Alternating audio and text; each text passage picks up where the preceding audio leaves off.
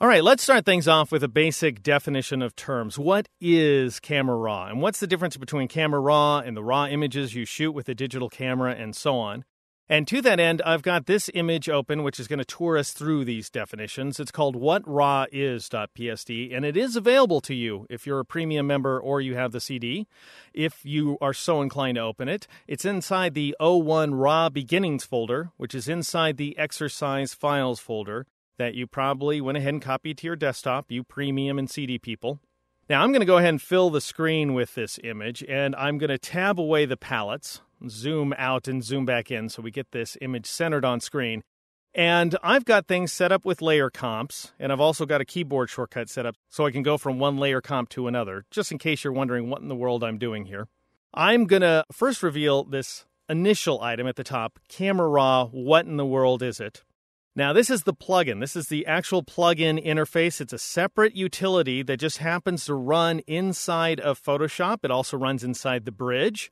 It turns out, runs inside of After Effects, and a modified version of it, a stripped-down version, runs inside Photoshop Elements. Now, we're only going to be taking a look throughout the series at Camera Raw inside of Photoshop and inside the Bridge.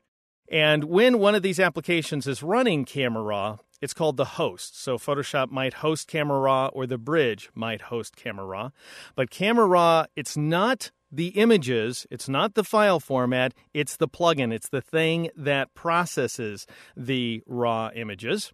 And by the way, just in case you're curious, it was initially developed by Thomas Knoll, who's the guy who invented Photoshop in the first place. And he still oversees it. He's still very much involved with the oversight and creation of Camera Raw over time. The next item we need to focus on here is the raw image itself. Now, notice I've got lowercase r-a-w. I'll come back to that in a second.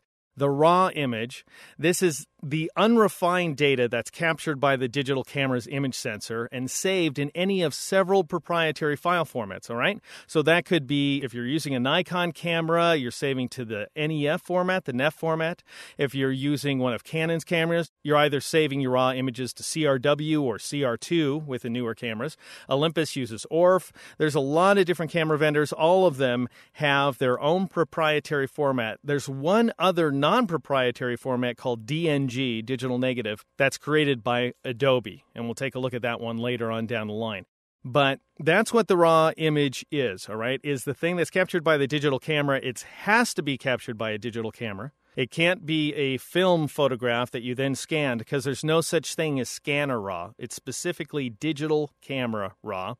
And then finally, you might wonder, why not raw in all caps? And you've probably seen that elsewhere. You've seen people refer to these files as raw files in all caps.